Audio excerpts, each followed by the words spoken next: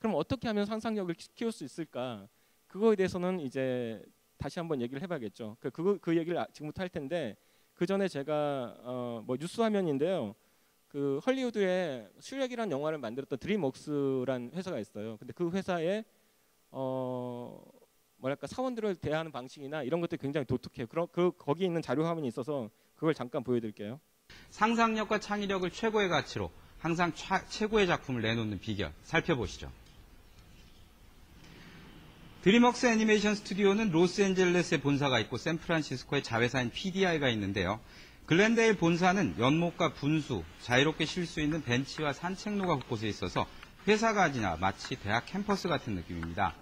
한창 근무해야 할 오후 2시, 직원들은 자유롭게 마당에서 탁구를 치거나 컴퓨터 게임을 즐기는 모습을 볼 수 있었습니다. 집이나 놀이공원에서 일을 하고 있는 것 같은 그런 느낌이 들도록 배려를 해주는 게 가장 큰 차이점인 것 같습니다.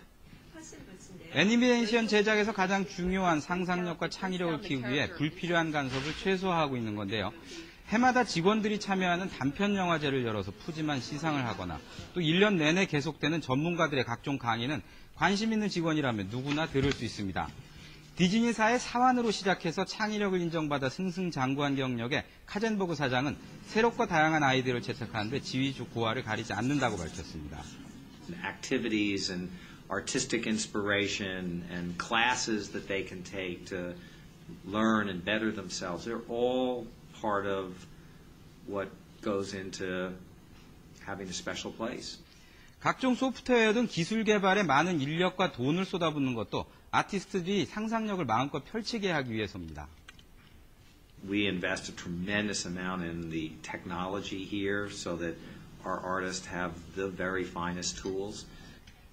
네, 문화산업의 핵심 경쟁력인 창의력과 상상력을 위해서 모든 것을 투자하는 모습이 아주 인상적이었는데요. 우리도 이를 기르기 위해서 보다 많은 관심을 기울여야 할 때라고 생각합니다. 네.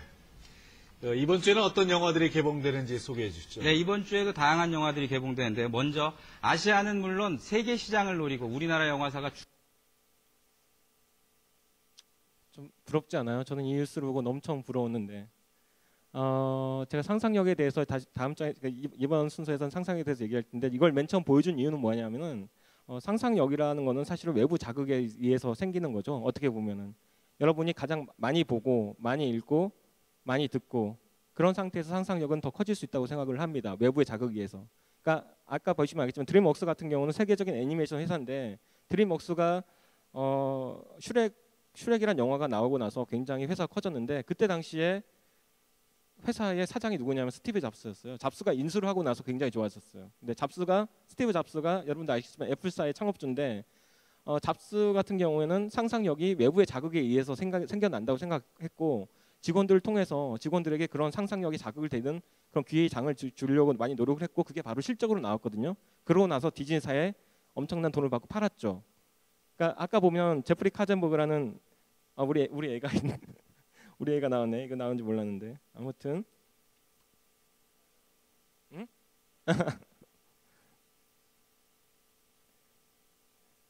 카젠버그라는 사람은 디즈니에 말하자면 그 급사로 입사를 했던 사람이에요. 그리고 나서 30년 뒤에는 우리가 알고 있는 최고의 영화 애니메이션 제작자가 됐는데 급사로 출발했지만 굉장히 상상력이 뛰어났기 때문에 그렇게 할 수가 있는 거예요. 그러니까 여러분한테 어떤 상상력이란 게 어떤 걸까에 대해서 한번 같이 얘기하고 싶은데 상상력이란 분야가 단순히 영화만 제가 강의를 하고 싶은 이 강의를 하러 오면서 여러분들이 영화 전공자가 아니기 때문에 영화적인 상상에 대해서 말하기는 좀 그렇다는 생각이 든 거예요. 근데 생각을 해보니까 요즘에 상상력이 화두가 됐고 특히 영화에서는 아까 영화 제작사에서 어떻게 하면 상상력을 키울 수 있을까에 대해서 고민하고 있는데 저는 여러분들에게 그 다양한 다양한 직업을 가실 분이고 현재 학생인데 어떻게 하면 상상력을 쉽게 키울 수 있을까에 대해서 제가 조금이라도 도움을 줘야 될 것 같다는 생각을 한 거예요. 자, 제가 한 가지 예를 한번 들어볼게요. 이건 실제 있었던 일인데 제가 있던 학교에 제가 학생일 때 교수로 있었던 감독님 중에 이창동 감독님이라고 계셨어요. 이창동 감독님은 원래 소설가 출신인데 소설가 출신이 당연히 상상력이 좋다고 생각할 수 있죠. 내러티브에 있어서 그러니까 이야기를 만드는 스토리텔링에 있어서는 소설가만큼 뛰어난 상상감은 별로 없죠. 근데 하지만 영화 감독이 되고 나서는 약간 다른 문제인 거예요. 그 중에 하나가 배우를 컨트롤하고 이런 것들이었는데 근데 그런 부분도 이창동 감독이 굉장히 잘하셨어요. 그 중에 어떻게 보면 하나의 에피소드인데 실화인데 박하사탕이라는 영화에서 이제 오디션을 보는데 설경구가 형사로 나오죠. 그래서 운동권 학생을 잡으러 군산이란 곳에 가게 되는데 군산이란 곳에 허름한 선술집에서 한 여자를 만나요. 그 여자와 하룻밤을 보내는데 그 역할을 할 여배우를 뽑기 위해서 오디션을 봤어요. 근데 뭐 여러분이 위대한 뭐지? 그 SBS 프로 제가 안 보는데 위대한 오디션인가? 기적의 오디션인가? 뭐 그런 거 보신 분은 알겠지만 실제로 오디션을 할 때 어떤 진행을 하냐면은 어떤 즉흥적으로 그러니까 먼저 이렇게 제공하는 대본이 있어요. 근데 그 대본은 누구나 다 잘해요. 왜냐하면은 다 준비를 해왔기 때문에. 그럼 그런 배우들에 있어서 판별력을 키우기 위해서는 즉흥적으로 어떤 하나 미션을 줘가지고 어떻게 반응하는지를 많이 보거든요. 그게 바로 이렇게 실제 연기에서 나오니까. 근데 그분이 재밌는 얘기 안 했는데 그 이창동 감독이 그 모든 배우들한테 준 질문이 어떤 거냐면은 자 핸드폰을 딱 주고 나서 시골에 계신 어머니가 시골에 계신데 갑자기 서울에 올라오셨다. 그래서 왜 올라오셨냐 그랬더니 큰 병원에 가야 된다고 했다. 병원에서. 그래서 병원에 같이 갔는데 한 며칠 뒤에 어머니 내려가시고 며칠 뒤에 병원에 전화가 온 거예요. 구호자니까. 근데 들어봤더니 한 달밖에 못 산다는 얘기를 병원에서 한 거예요. 엄마가 한 달밖에 못 산다. 그러고 나서 전화를 딱 주면서 전화를 주면서 엄마한테 어떻게 얘기할래가 미션이었어요. 자, 여러분도 한번 상상을 해보세요. 내가 그랬을 때 어떻게 전화를 할까? 근데 여러분의 상상이 대부분은 아마 두 가지 타입일 것 같아요. 제가 그냥 어쩔 수 없이 때려 맞추는 게 아니라 어쩔 수 없는 반응이 나오는 게 그러니까 인간이니까 나오는 반응인데 첫 번째로는 울면서 얘기할 거예요. 엄마 뭐 하면서 엄마 뭐 못 산대. 뭐 되게 슬픔에 복받쳐서 울면서 우리 엄마 불쌍해서 어떻게라든가 그런 식의 연기를 할 타입이 있을 거고 두 번째는 되게 쿨한 거죠. 쿨한 게 아니라 그 사실 감추는 거죠. 감추면서 엄마 우리 뭐 생각해보니까 여행도 많이 못 갔네. 우리 언제 여행 한번 가자. 엄마 그동안 내가 못 났지. 뭐 그러니까 굉장히 쿨하게 냉정심을 잃지 않고 굉장하게 엄마한테 다정하게 뭐 우리 여행이나 가자라든가. 그 두 가지 타입 말고 다른 거 생각나는 사람 있어요? 여러분 우리 좀 수업 재밌게 하자. 왜 이렇게 너무 그러니까 사실은 그 학생이 많아서 굉장히 기분이 좋았는데 이 단점이 하나 있는 게 뭐냐면은 이 쌍방향이 안 된다는 단점이 있네요. 진짜 한번 누가 나 이게 여러분이 뭐 배우 지망생 없겠지만 정말 배우다 생각하고 아니면 우리 둘이 상상력 게임을 한다고 했을 때 어떤 대답이 나올지 그렇게 생각할 사람 없어요? 예.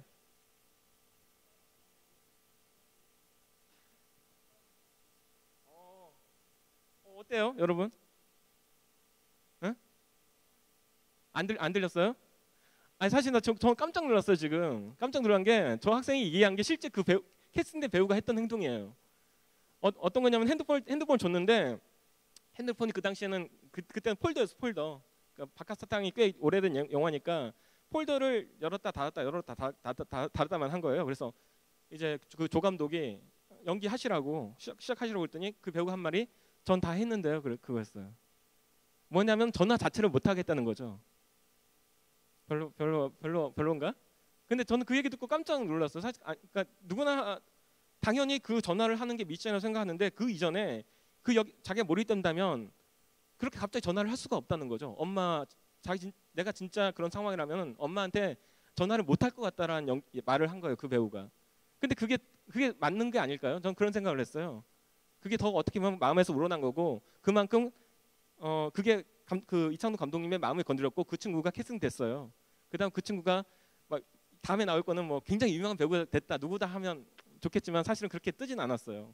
그렇게 뜬 배우는 아니었는데 지금도 계속 연기는 하고 있고 뭐 봉준호 감독님 영화도 괴물이나 아니면은 산의 추억에도 나왔었는데 조연급 배우죠. 근데 아무튼 그런 식의 오디션을 거쳐가지고 그 배우가 됐는데 이창동 감독님도 깜짝 놀란 게 그런 식의 자기가 문제를 내면서도 생각하지 못했던 답이 나올 때 감독들은 굉장히 즐거워하거든요. 그러니까 그런 식의 연기를 하는 분이 굉장히 그러니까 송강호 저는 전도연 씨랑 최민식 씨나 뭐 정재영 씨랑 같이 작업을 다 해봤는데 그런 배우들 굉장히 장점들이 뭐냐면은 감독이 그 시나리오에 쓴 대로 그대로가 아니라 감독님 이거 말고 이런 게 더 있을 것 같은데 이런 건 어때요?를 제시를 해요. 근데 그럴 때 그게 맞구나라는 생각이 들 때가 많아요.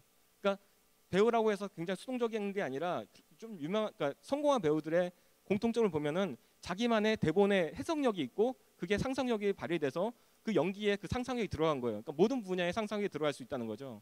또 간단한 에피소드를 또 하나만 얘기해 볼게요. 상상력이 어떻게 보면 뭐 아까 말한 대로 예술 분야만 국한된 게 아니라 직장인한테도 되게 많이 들어갈 수 있어요. 뭐 흔히 얘기하면 어떤 프로젝트를 맡았는데 굉장히 좋은 아이디어를 내고 그럼 인정받는 건 당연한 거잖아요. 그러니까 그런 식의 느낌인데 좀 재미있는 에피소드가 KT 본사가 서울에 있는 교대역에 있는데 KT 그 회사 있잖아요. 통신회사. KT 본사의 엘리베이터에서는 사람이 10,000원이 되면은 그 안내음이 어떻게 나오는지 아세요? 안내음이 1억입니다 이렇게 나온대요. 무슨 뜻인지 모르겠죠. 그러니까 보통 딱 타면은 10,000원입니다라고 나오는데 그걸 마지막에 탄 사람이 자기가 만 원 인생 가치처럼 느껴진다는 거예요. 그래서 어떤 직원이 그걸 제안을 했어요. 뭐 1억은 좀 그렇고 하면 1조라고 그랬나? 1조입니다. 그러니까 1조. 그러니까 내 가치가 10,000원밖에 안 되는 것 같아서 너무나 기분이 나쁘다. 그랬더니 그 회장님이 너 맞는 얘기다. 어떻게 직원한테 10,000원밖에 안 된다고 하나? 우리 당장 1조로 바꿔라. 그래서 딱 이제 10,000원이 되면은 1조입니다 이렇게 나온다고 하더라고요. 근데 그 말의 뜻이 뭐겠어요? 그거를 흔쾌히 받아들였던 사장, 그러니까 이를테면 좀 약간 고지식한 회장이라면 무슨 말도 안 되는 소리 하지 마라. 그 10,000원이 그 10,000원이니? 사람이 꽉꽉 드러찰 만자에 사람 그 인원 원자인데 말도 안 되는 소리 하지 마라 그랬는데 어떻게 보면 IT 기업이기도 하고 사장님이 좀 열려 있었기 때문에 그걸 받아들인 거죠. 아까 보셨지만 제프리 카젠버그나 아니면은 스티브 잡스 같은 사람이 훌륭한 경영자가 그러니까 어떻게 보면 이제 뭐라고 하지? 기술자였다가 엔지니어였다가 훌륭한 경영자가 될 수 있었던 비결은 그만큼 직원들에게 상상력을 자극시켰기 때문이 아닐까라는 그런 생각을 해요. 여러분이 요즘에 신문을 좀 보시면 알겠지만 삼성전자가 이제 1, 2분기 실적 굉장히 안 좋아요. 그리고 위기설이 대두되고 있는데 그 잘 나가던 월드 베스트를 꿈꾸던 삼성전자가 애플한테 아이폰 이후에 애플이 지금 전자업계를 거의 주도하고 있는 입장인데 애플과 삼성의 차이가 뭔지 아세요? 바로 상상력이에요. 상상력. 그러니까 애플과 삼성의 차이는 하드웨어 부분에서는 삼성이 저는 더 낫다고 생각을 해요. 하지만 문제는 뭐예요? 소프트웨어잖아요. 애플은 자체 소프트웨어가 있고 안드로이드는 구글 걸 우리 삼성은 쓰고 있는 상태에서 물론 삼성이 바다라는 자체 OS를 개발하긴 했지만 지금이야 투자를 하면은 10년, 20년 차이가 나는 거예요. 근데 그거를 몰랐던 거죠. 삼성은 그 당시에. 그러니까 반도체나 만들고 하드웨어에서만 앞서고 월드 베스트를 꿈꿨는데 그 시기에 이미 잡스는 맥 OS뿐만 아니라 휴대폰이 강자가 될 것이다. 미래의 산업에. 휴대폰에 OS를 만들자라는 생각을 한 거예요. 그러니까 상상력은 뭐든지 이렇게 시대를 뛰어넘는 어떤 해안이 있어야 되는 건데 잡스 같은 경우는 그런 거를 했죠. 자, 제가 스티브 잡스를 얘기했지만 스티브 잡스는 뭐 자서전도 있고 뭐 베일에도 그러니까 자서전이 이제 나올 거라고 자서전도 없고 이제 나올 거라고 하는데 굉장히 베일에 쌓인 인물이죠. 근데 스티브 잡스의 그러니까 뭐 과거에 대해서 아는 분이 있을지 모르지만 사실은 고아잖아요. 입양됐고 하지만은 굉장히 자기만의 어떤 아이디어를 갖고 독창적 사고를 갖고 전 세계적으로 성공한 인물이죠. 그러니까 여러분도 당연히 스티브 잡스처럼 될 수 있다고 저는 믿고 있어요. 근데 그만큼 노력을 해야겠죠. 당연히 잡스처럼. 그 노력이 뭐냐? 그러면